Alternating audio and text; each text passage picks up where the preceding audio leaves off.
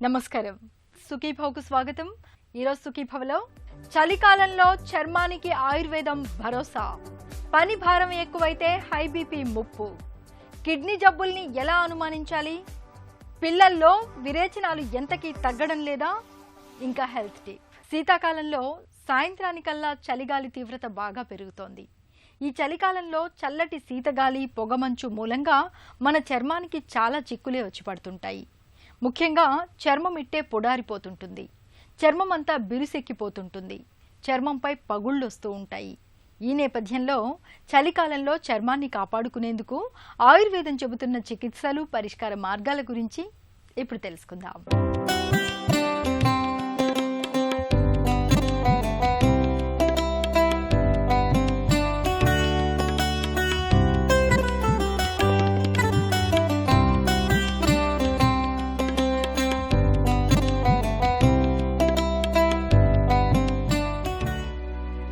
మెల్లగా చలిపులి పంజా విసురుతోంది. ఉష్ణోగ్రతలు బాగా పడిపోతున్నాయి. మన శరీరంలో ఈ చలిగాలుల దెబ్బకు మొట్టమొదట దెబ్బతినేది మన చర్మమే. ఈ సీజన్లో పొడిగాలుల దెబ్బకు చర్మంలోని వేడి, తేమ రెండూ ఇట్టే ఎగిరిపోతాయి. దీంతో చర్మం విపరీతంగా పొడిబారుతుంది. ఫలితంగా చర్మంపై పగుళ్లు రావటం, దురదలు మొదలవటం, ఒకవేళ అప్పటికే ఎగ్జిమా, సోరియాసిస్ లాంటి సమస్యలు ఉంటే అవి మరింత తీవ్రమవుతాయి. ముఖం, పాదాలు ఎక్కువగా చలిగాలులకు గురవుతాయి కాబట్టి అవి పొడిబారి, పగుళ్లు బారి, రక్తం కారటం, ఇన్ఫెక్షన్లకు దారితీయటం లాంటి సమస్యలు కూడా తరచుగా కనిపిస్తూ ఉంటాయి. అందుకే ఈ సీజన్లో చర్మాన్ని కాపాడుకునేందుకు చర్మ సంరక్షణ విషయంలో ప్రత్యేకంగా తగిన జాగ్రత్తలు తీసుకోవాలని చెబుతారు ఆయుర్వేద నిపుణులు. చలికాలంలో చర్మం బాగా పొడిబారిపోతుంటుంది. అంటే గాలిలో తేమ తగ్గడం, బాగా పొడిబారినట్టుగా ఉండటం వల్ల ఏంటంటే దాని ప్రభావం మన చర్మం మీద కూడా కనపడుతూ ఉంటుంది. చర్మానికి కొంచెం తేమ అనేది ఎప్పుడూ ఉంటూ ఉండాలి. ఈ తేమ తగ్గడం వల్ల కొంచెం చర్మ సంబంధమైనటువంటి సమస్యలతో బాధపడుతున్నటువంటి వాళ్ళకి ఈ కాలంలో అవి బాగా పెరిగిపోతూ ఉంటాయి. లేదా లేనటువంటి వాళ్ళకు కూడా కొంచెం ఒంటి తీరుని బట్టి చర్మం పొడిబారిపోయి బాగా దురదలాగా అనిపించడం, పొట్టు రాలినట్టు అవ్వడం లాంటి సమస్యలు వస్తూ ఉంటాయి అన్నమాట. ముఖ్యంగా ఏంటంటే ఆహారం విషయంలో చూసినట్టయితే ఈ కాలంలో కొంచెం అంటే మనకి పెద్దగా దాహం లేదనుకుని ఎండాకాలంలో తాగినట్టుగా నీళ్లు తాగడం అది చేయకుండా ఉండిపోతూ ఉంటారు. కానీ ఈ కాలంలో కూడా ఎక్కువగా మంచినీళ్ళు కనుక తాగుతూ ఉన్నట్టయితే, అంటే గంటకి ఒక్కొక్క గ్లాస్ చొప్పున నీళ్లు తాగుతున్నట్టయితే చర్మానికి కావాల్సినటువంటి తేమ బాగా అందుతుంది. ముఖ్యంగా గోరువెచ్చటి నీళ్లు కనుక తీసుకోగలిగినట్టయితే ఏంటంటే శరీరంలో ఆమం పేరుకోకుండా ఉంటుంది, చర్మానికి కావాల్సినటువంటి చక్కటి తేమను కూడా బాగా ఇస్తుంది. అలాగే ఇంకా తీసుకునేటువంటి వాటిలలో ద్రవ పదార్థాలన్నీ చక్కగా నెయ్యి, నూనె అలాంటివి ఈ కాలంలో కొద్దిగా వాడుకోవచ్చు. అతిగా కాకపోయినా కొంచెం తీసుకుంటూ ఉండాలి. అవి ఈ కాలంలో మనకి శక్తినిచ్చి రోగనిరోధక శక్తి కొంచెం బాగా పనిచేయడానికి కూడా బాగా ఉపయోగపడుతూ ఉంటాయి. తినే వాటిలో ఏంటంటే బాగా మరీ గరం మసాలాలు వేసుకున్నవో, బాగా అంటే కారాలు అవి వేసుకున్నవో అలాంటివి అలవాటు ఉంటే మాత్రం తప్పకుండా తగ్గించుకోవాలి. ఇలాంటివన్నీ కూడా చర్మానికి శత్రువులు లాంటివి, అవి హాని చేస్తాయి కనుక అలాంటి ఆహార పదార్థాలు తగ్గించేసుకోవాలి. ఇంకా చర్మానికి పైనకు ఉండేటువంటి దానికి రక్షణ ఏంటంటే నార్మల్గానే మనకి శరీరానికి నూనె రాసుకొని మర్దం చేసుకోవడం చాలా అవసరం అనేది ఆయుర్వేద సూత్రాల్లో చెప్తూ ఉంటాం. అందులో ముఖ్యంగా ఈ చలికాలంలో చర్మానికి నూనె చాలా చాలా అవసరం అన్నమాట. ఎందుకంటే బాగా పొడిబారిపోయి వాతం అంతా పెరిగిపోతున్న ఈ టైంలో గోరువెచ్చటి నువ్వుల నూనెను కానీ లేకపోతే గోరువెచ్చటి కొబ్బరి నూనెను కానీ ఒంటికంతా రాసుకుంటూ ఉన్నట్టయితే చర్మం పొడిబారిపోదు. అలాగే చర్మం పైన ఎలాంటి హానికారకమైనటువంటి ఇన్ఫెక్షన్లు రాకుండా ఉండడానికి కూడా ఇది రక్షణనిస్తుంది అన్నమాట. అందుకని నిత్యం ఉదయం లేవగానే చక్కగా ఒళ్ళంతా నూనె మర్దం చేసుకుని నీళ్ళు స్నానం చేసేటప్పుడు కూడా ఏంటంటే కొంతమంది చలిగా ఉంది కదా అని బాగా వేడి నీళ్ళు పోసుకుని స్నానం చేసేస్తూ ఉంటారు. అంత ఎక్కువ వేడి కాకుండా కొంచెం గోరువెచ్చగా ఉండేటువంటి నీళ్ళతో స్నానం చేయడం, ఈ రెండు కూడా చర్మానికి మేలు చేస్తాయి అన్నమాట. అలాగే ఇంకోటి ఏంటంటే బాగా సబ్బు తీసి నూరుగొచ్చేలాగా రుద్ది స్నానం చేయడం అనేటువంటిది ఈ కాలంలో చేయకూడదు. ఈ కాలంలో ముఖ్యంగా సున్నిపిండి వాడుకోవడం అనేటువంటిది శ్రేష్టం. చక్కగా శనగపిండి కానీ పెసలతోటి మెత్తటి పిండి కానీ తయారు చేసుకొని సున్నిపిండితోటి కానీ ఒళ్ళు రుద్దుకొని స్నానం చేస్తున్నట్టయితే చర్మం పైన ఎంతవరకు తేమ తర్వాత నూనె ఉండాలో ఆ మాత్రం రీటైన్ అవుతుంది. అలా కాకుండా బాగా నురుగులు వచ్చే సబ్బులు పెట్టి రుద్దినట్టయితే కనుక చర్మం పైన ఉండేటువంటి తేమ, నూనె పదార్థం కూడా పోతాయి. అందుకని చర్మానికి నూనె రాసుకోవడం, సున్నిపిండి పెట్టుకుని రుద్దుకోవడం అనేటువంటిది చర్మ సంబంధమైన సమస్యలు రాకుండా వచ్చినటువంటి వాళ్ళు తగ్గించుకోవడానికి కూడా ఉపయోగకరంగా ఉంటుంది. శీతాకాలంలో గాలిలో తేమ ఎక్కువగా ఉండటం వల్ల చర్మం పొడిబారుతుంది, గరుకుగా మారి చిట్లిపోయినట్టుగా అవుతుంది. ఇలాంటప్పుడు దురద మొదలవుతుంది. గోకుతున్న కొద్దీ చర్మం మందంగా మారి మరింతగా సన్నటి ఘాట్లు, పగుళ్ళు కనిపించటం మొదలవుతుంది. ఈ సమస్యల్ని నివారించుకునేందుకు చర్మం పొడిబారకుండా ఉండేందుకు కొబ్బరి నూనె, ఆలివ్ నూనె, సన్ఫ్లవర్ నూనెను చర్మానికి తరచూ పట్టిస్తూ ఉండాలి. మార్కెట్లో దొరికే మాయిశ్చరైజర్లను వాడటం మంచిదే. స్నానానికి వెళ్లే ముందు ఒంటికి నూనె రాసుకోవటం వల్ల చర్మం పొడిబారకుండా ఉంటుంది. స్నానం చేసే నీటిలో కొన్ని చుక్కల ఆలివ్ నూనెను కలుపుకోవటం వల్ల కూడా మంచి ఫలితం ఉంటుంది. గ్లిజరిన్ సబ్బులతోనూ సున్నిపిండితోనూ స్నానం చేయటం వల్ల శీతాకాలంలో చర్మం చక్కటి ఆరోగ్యంతో ఉంటుంది. ఇప్పటికే సోరియాసిస్, ఎగ్జిమా లాంటి చర్మ వ్యాధులతో బాధపడే వాళ్లు నేరుగా చర్మానికి తగిలేలా స్వెట్టర్లను వేసుకోకూడదు. ముందుగా కాటన్ దుస్తుల్ని వేసుకుని వాటిపైన ఉన్ని దుస్తుల్ని, స్వెట్టర్లని ధరించటం మంచిది. సోరియాసిస్, ఎగ్జిమా ఈ రెండు కూడా ఈ కాలంలో బాగా పెరిగిపోతూ ఉంటాయి. సోరియాసిస్ సమస్య ఉన్న వాళ్ళకి పొడిబారిపోవడం వల్ల బాగా పొలుసులు రావడం, దురద రావడం అది ఎక్కువ అవుతూ ఉంటుంది. అలాగే ఎగ్జిమా ఉన్న వాళ్ళకు కూడా ఈ సమస్య ఎక్కువైపోతూ ఉంటుంది. ఇలాంటి ఇబ్బంది ఉన్నటువంటి వాళ్ళు ఏం చేయాలంటే అది పెరిగే వరకు ఆగకుండా ముందుగానే ఈ కాలంలో ముఖ్యంగా ఇంటి దగ్గర తేలిక చేసుకునేటువంటిది పుల్లటి పెరుగు కానీ పుల్లటి మజ్జిగ కానీ తీసుకొని దాన్ని ఒక పల్చటి బట్టలో ముంచి ఎక్కడైతే ఎగ్జిమా ప్యాచెస్ కానీ లేకపోతే ఈ సోరియాసిస్ ప్యాచెస్ కానీ ఉంటాయో వాటిపైన పుల్లటి మజ్జిగలో కానీ పెరుగులో కానీ ముంచి దాని మీద వేస్తూ ఉండాలి. అలా వేసినట్టయితే ఏంటంటే అక్కడ ఈ పొట్టు రాలే సమస్య, దురద అవి కూడా బాగా అదుపులో ఉంటాయి. అలాగే ఇంకొకటి తేలికపాటిది ఏంటంటే ఈ సోరియాసిస్ కానీ లేకపోతే ఎగ్జిమా కానీ ఉన్నటువంటి వాళ్ళకి కాకరాకును తీసుకొచ్చి కొంచెం నీళ్ళతోటి నూరి రసం తీసి ఆ రసాన్ని ఎక్కడెక్కడ ఈ ప్యాచెస్ ఉన్నాయో దానికి పైన ఒక లేపనంలాగా రాసుకుని ఉంచుకున్నట్టయితే కనుక ఈ సమస్యలు పెరగకుండా, దురదావి లేకుండా ఉండడానికి ఇది కూడా చక్కటి చిట్కాగా ఉపయోగపడుతుంది. బావంచాలని మెత్తటి పొడిలాగా చేసేసి దాన్ని కొంచెం కొబ్బరి నూనెతో కలిపి కాచుకుని వడపోసేసి ఆ నూనెని ఈ ఎగ్జిమా కానీ లేకపోతే సోరియాసిస్ కానీ ఈ రెండింటిలో ఏ ప్యాచెస్ అయినా ఉన్నట్టయితే వాటిపైన ఒక లేపనంలాగా వేసుకుంటూ ఉండొచ్చు. ఈ కొబ్బరి నూనె, బావంచాల చూర్ణం కలిపినటువంటి లేపనం పైన రాసుకుంటూ ఉన్నా కూడా ఈ సమస్యలు రెండు కూడా పెరగకుండా ఉంటాయన్నమాట. అలాగే పాదాల పగుళ్ళు ఉన్నటువంటి వాళ్ళకు కూడా ఏంటంటే ఈ కాలంలో పగుళ్ళు బాగా పెరిగిపోతూ ఉంటాయి. అలాంటి వాళ్ళు కూడా ఇంటి దగ్గర తేలిక ఒక పరిష్కారాన్ని చేసుకోవచ్చు. దీనికోసం ఏం చేయాలంటే సుమారుగా ఒక గరిటెడు నువ్వుల నూనెని పొయ్యి మీద ఒక చిన్న మూకుట్లో పెట్టి వేడి చేసి అది బాగా వేడెక్కిన తర్వాత ఆ సమయంలో ఏం చేయాలంటే సుమారుగా అంతే పరిమాణంలో కొంచెం తేనె మైనాన్ని చిన్న చిన్న ముక్కలుగా చేసి ఆ నువ్వుల నూనెలో వేసి కాచేయాలి. అప్పుడు ఏంటంటే తేనె మైనము నువ్వుల నూనె రెండు కలిసి కరిగిపోతాయి. రెండు కూడాను కరిగిపోయిన తర్వాత పొయ్యి ఆపేసి చల్లారిన తర్వాత చూస్తే అదొక ఒక లేపనంలాగా తయారవుతుంది, ఒక ఆయింట్మెంట్లా తయారవుతుంది. దాన్ని రోజు రాత్రిపూట పడుకునే ముందు పాదాలకు ఒక లేపనంలాగా రాసేసుకుంటూ ఉన్నట్టయితే కనుక ఈ పగుళ్ళు పెరిగిపోవడం అనేటువంటి సమస్య కూడా తేలిగ్గా మనకి కంట్రోల్లోకి వచ్చేస్తుంది.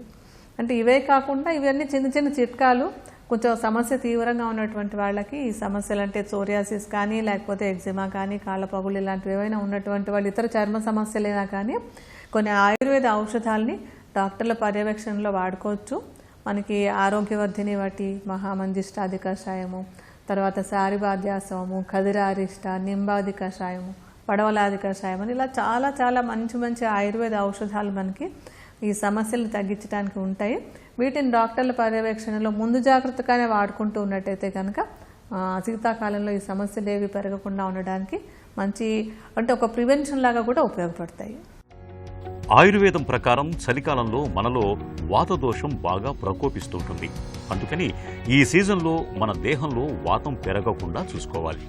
అలాగే అగ్నిమాంద్యం అంటే జీర్ణశక్తి తగ్గకుండా చూసుకోవాలి. ఇందుకు రోజువారీ ఆహారంలో ఆకలిని, జీర్ణశక్తిని పెంచే ఆహారాల్ని అధికంగా తీసుకోవాలి. చలికాలంలో చల్లగాలికి ఎక్కువగా తిరగకూడదు. బయటకు వెళ్లాల్సి వచ్చినప్పుడు నిండుగా దుస్తుల్ని ధరించటం, స్వెట్టర్ల వంటివి వేసుకోవాలి. చెవులకు మఫ్లర్లను ధరించాలి. చలికాలంలో దాహం వేసినా వేయకున్నా తరచుగా నీళ్లను తాగుతూ ఉండాలి. డాక్టర్ సలహా మేరకు దశమూల అరిష్టం, అశ్వగంధ అరిష్టం, అమృతారిష్టం వంటి ఔషధాలను ఈ సీజన్ పొడవునా వాడుకుంటే చర్మం చక్కటి ఆరోగ్యంతో ఉంటుంది. చలికాలంలో శీతగాలి ప్రభావం నుంచి చర్మాన్ని ఎలా కాపాడుకోవచ్చో తెలుసుకున్నాం. ఏ కారణంగానైనా కిడ్నీలు దెబ్బతినడం మొదలైతే ఇన్ఫెక్షన్లు, వ్యాధుల ముప్పు పెరగడంతో పాటు చివరికి ప్రాణాలకే ప్రమాదం ముంచుకు రావచ్చు. అయితే ఇలా కిడ్నీలు పాడవడం అనేది ఉన్నట్టుండేమీ జరగదు. కిడ్నీలు దెబ్బతినడం అనేది ఏళ్ల తరబడి కొనసాగుతూ ఉంటుంది. వాటి తాలూకు సంకేతాల్ని శరీరం మనకు ఏదో ఒక రూపంలో తెలియజెబుతూ ఉంటుంది. వాటిని సకాలంలో పసిగట్టగలిగితే కిడ్నీలను మనం చాలా వరకు కాపాడుకోవచ్చు. కిడ్నీ జబ్బుల హెచ్చరిక సంకేతాలు ఎలా ఉంటాయో ఇప్పుడు తెలుసుకుందాం.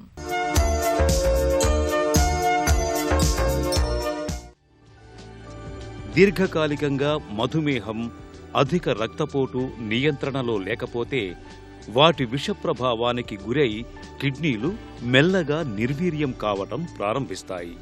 కిడ్నీల పనితీరు మందగిస్తున్న కొద్దీ మనలో కొన్ని ప్రధాన సంకేతాలు కనిపిస్తాయి.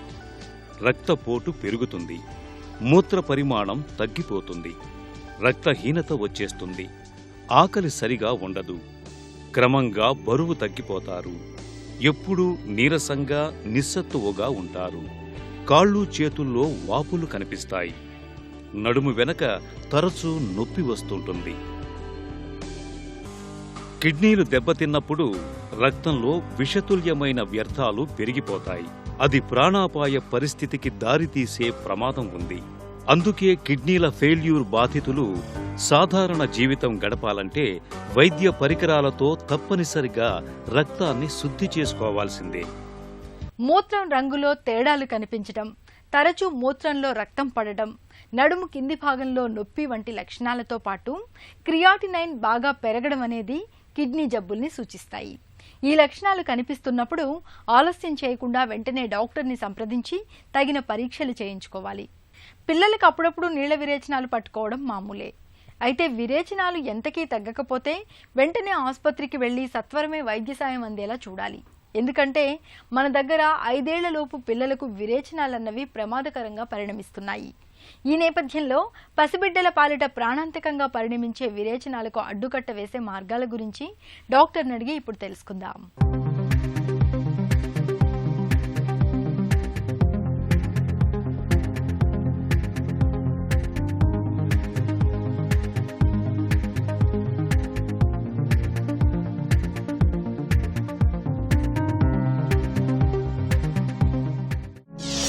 పిల్లల్లో విరేచనాలకు కారణాలేంటి? పిల్లల్లో విరేచనాలు కూడా చాలా తరచుగా చూసే ప్రాబ్లమ్స్. పర్టికులర్గా 5 years లోపు పిల్లలకి చాలా కామన్గా చూస్తూ ఉంటాము. ఇందులో కూడా అక్యూట్ డయేరియా అంటాము. అంటే వారం 10 రోజుల్లో ఉండి తగ్గిపోయే ప్రాబ్లం అన్నమాట ఇది. దీంట్లో ఎక్కువ శాతం పిల్లలకి ఇన్ఫెక్షన్స్ వల్లనే వస్తుంటే అది కూడా వైరల్ ఇన్ఫెక్షన్స్ వల్ల వస్తూ ఉంటుంది. పర్టికులర్గా ఈ చిన్న వయసు పిల్లలు అంటే 1 year 2 years లోపు పిల్లలకి బాటిల్ ఫీడింగ్ ఇవ్వటం వల్ల కానీ, హైజీన్ ఫుడ్ ప్రిపరేషన్ చేసే ప్రాసెస్లో హైజీన్ పరిశుభ్రత మెయింటైన్ చేయకపోవటం వల్ల కానీ ఎక్కువ మంది పిల్లలకి వస్తూ ఉంటుంది. క్రానిక్ డయేరియా అంటాం. ఇది ఏంటంటే స్టార్టింగ్లో 1 week 10 days కాకుండా ప్రొలాంగ్ అవుతూ ఉంటుంది. అంటే 2 వారాల కన్నా ఎక్కువ విరోచనాలు అవ్వటం కానీ, లేకపోతే ఆగి ఒక 1 month 20 days గ్యాప్ ఇచ్చి మళ్ళీ విరోచనాలు అవ్వటం కానీ, దీన్ని క్రానిక్ డయేరియా అంటాం. అయితే దీంట్లో అక్యూట్ డయేరియాలో ఎక్కువ 99% కారణాలు ఇన్ఫెక్షన్సే ఉంటాయి. అదే ఈ క్రానిక్ డయేరియాలో కారణాలు ఏంటి అంటే 1 year 2 years లో పిల్లలకి ఫుడ్ ప్రోటీన్ ఎలర్జీ అంటాం. అది చాలా కామన్ కారణం అన్నమాట. అంటే పర్టికులర్గా మదర్ బ్రెస్ట్ ఫీడ్ కాకుండా టాప్ ఫీడ్ అంటాం. ఫార్ములా ఫీడ్స్, డబ్బా పాలు కానీ, ఆవు పాలు కానీ, బర్రె పాలు ఇచ్చిన పిల్లలకి కొంతమందికి ఆ మిల్క్ ప్రోటీన్ ఎలర్జీ ఉంటుంది. అవి స్టార్ట్ చేసిన కొన్ని రోజులకి, వారం రోజులకు కానీ, నెల రోజులకు కానీ, 2 నెలలకు కానీ వాళ్ళు ఎలర్జీ యొక్క మేనిఫెస్టేషన్స్ చూపిస్తూ ఉంటారు. అందులో మెయిన్ మేనిఫెస్టేషన్ డయేరియా అంటాం, ఈ విరోచనాలు. పిల్లల్లో డయేరియా వస్తే ఏ లక్షణాలు కనిపిస్తాయి? చిన్నపిల్లల్లో బాడీలో వాటర్ కంటెంట్ తక్కువగా ఉంటుంది కాబట్టి ఎక్కువ విరోచనాలు అయినప్పుడు త్వరగా బాడీలో ఫ్లూయిడ్ ఎలక్ట్రోలైట్స్ ఇంబ్యాలెన్స్ వస్తుంది, తక్కువైపోయి నీరసం అయిపోవటము, ఒక్కోసారి బాగా సివియర్గా తక్కువైనప్పుడు ఫిట్స్ రావటము, అట్లాంటి లక్షణాలు కూడా ఉంటాయి. కాబట్టి డైరియా స్టార్టింగ్ అప్పటి నుంచే మనం వాళ్ళకి ఫీడ్ కంటిన్యూ చేయాలి. ఫీడ్ నార్మల్గా ఇంతకు ముందు ఎలా ఫీడ్ తీసుకుంటున్నారో అదే నార్మల్ డైట్ కంటిన్యూ చేయటం, ఎక్కువగా లిక్విడ్స్ కూడా ఇవ్వటము, ఓఆర్ఎస్ కానీ లిక్విడ్ పదార్థాలు ఎక్కువగా తినిపించటము చేస్తూ ఈ యూరిన్ సరిగా పాస్ చేస్తున్నాడా లేదా, యాక్టివిటీ సరిగా ఉందా లేదా, డల్గా ఉన్నాడా అని ఇవి అబ్జర్వ్ చేసుకుంటూ ఉండాలి. కంటిన్యూస్గా విరోచనాలు అవ్వటము, వాటిలో కొంచెం బ్లడ్ రావటము, ఎదుగుదల సరిగా లేకపోవటము, రక్తం హిమోగ్లోబిన్ పడిపోవటం అంటే రక్తహీనత ఉండటము, ఇట్లాంటి అన్ని లక్షణాలు ఉన్నప్పుడు పర్టికులర్గా టాప్ ఫీడింగ్ మదర్ ఫీడ్ కాకుండా వేరే ఇతర పాలు ఇస్తున్న పిల్లలకి ఈ ఎలర్జీ ఉండొచ్చు అనే ఆలోచన వచ్చి మనం డెఫినెట్గా డాక్టర్ని కన్సల్ట్ చేయాల్సి వస్తుంది. ఎందుకంటే దానికి సంబంధించిన కొన్ని టెస్టులు ఉంటాయి, అవసరమైతే చిన్న ఎండోస్కోపీతో చేసి ఎలర్జీ లక్షణాలు ఉన్నాయా లేదో చూసి, ఎలర్జీ ఉన్న పిల్లలకి కొన్ని స్పెషల్ ఫార్ములాస్ ఉంటాయి, ఈ ప్రోటీన్స్ లేని ఫార్ములాస్ ఉంటాయి, అవి ఇవ్వటం వల్ల ఆ ఎలర్జీ లక్షణాలు తగ్గుతాయి. అప్పుడు వాళ్ళు చిన్నగా వయసు పెరుగుతున్న కొద్దీ 1-2 సంవత్సరాల తర్వాత ఆ మిల్క్ని నార్మల్ మిల్క్ని టాలరేట్ చేసే శక్తి వస్తుంది. అప్పుడు మనం వాళ్ళకి నార్మల్ ఫీడ్ ఇవ్వగలం అన్నమాట. పిల్లల్లో డయేరియా ప్రమాదమా? విరోచనాలు వచ్చినప్పుడు పిల్లలకి మనం ఎక్కువ చూడాల్సింది ఏంటంటే వాళ్ళు ఎక్కువగా నీరసం అవుతున్నారా, అంటే ఎక్కువ వాల్యూమ్స్ ఎక్కువ సార్లు నెంబర్ ఆఫ్ టైమ్స్ 15-20 సార్లు రోజుకి విరోచన వెళ్ళటము, అవి కూడా కంప్లీట్గా నీళ్ళగా వెళ్ళటము, లార్జ్ వాల్యూమ్స్లో వెళ్ళటము, యూరిన్ తక్కువగా పాస్ చేస్తున్నా కానీ, యాక్టివిటీ సరిగా లేకపోయినా కానీ, ఫీడింగ్ సరిగా తీసుకోకపోయినా కానీ, డయేరియాతో పాటుగా వామిటింగ్స్ ఎక్కువగా వస్తున్నా కానీ, బ్లడ్లో డయేరియా విరోచనాల్లో ఒక్కోసారి కొంతమంది పిల్లలకి వైరస్ ఇన్ఫెక్షన్ కాకుండా బ్యాక్టీరియల్ ఇన్ఫెక్షన్స్ అలా ఉన్నప్పుడు బ్లడ్ వస్తూ ఉంటుంది, బ్లడ్ వస్తున్నా కానీ ఇవన్నీ డేంజర్ సైన్స్ అంటాము. పిల్లల్లో డయేరియాను గుర్తించడం ఎలా? మిల్క్ ఎలర్జీ ఉంది అని మనము సస్పెక్ట్ చేయడానికి ఒక్కోసారి కొన్ని వేరే ఇతర లక్షణాలు కూడా ఉపయోగపడుతుంది. ఈ ఎలర్జీ ఉన్న పిల్లలకి కొంతమందికి విరోచనాలతో పాటు కదా స్కిన్ ఎలర్జీ కానీ, రెస్పిరేటరీ సిస్టమ్ ఇన్వాల్వ్మెంట్ అంటాం, ఫ్రీక్వెంట్గా నిమ్ము చేయటం కానీ, దగ్గు రావటం కానీ, స్కిన్ మీద ర్యాషెస్ రావటం కానీ ఫుడ్ ఇవ్వగానే, ఇలా ఉన్నప్పుడు మనకి ఇంకా ఎక్కువ డౌట్ వస్తుందన్నమాట, ఇది డెఫినెట్గా మిల్క్ ప్రోటీన్ రిలేటెడ్ ఎలర్జీ కావచ్చు అని. కాబట్టి ఈ లక్షణాలు ఉన్నప్పుడు డెఫినెట్గా దానికి సంబంధించిన టెస్టులు చేసి ఆ మిల్క్ అవాయిడ్ చేస్తే తొందరగా ఇంప్రూవ్ అవుతుంది. పిల్లల్లో విరేచనాలకు చికిత్స ఎలా ఉంటుంది? విరోచనాలు వచ్చినప్పుడు మనం ఈ విషయాల మీద చాలా జాగ్రత్తగా ఉండాలి. ఫుడ్ ఆపకూడదు, డేంజర్ సైన్స్ ఏమైనా ఉన్నాయో చూసుకుంటూ ఉండాలి. న్యాచురల్గానే ఒక 3 to 5 days టైం పడుతుంది తగ్గటానికి.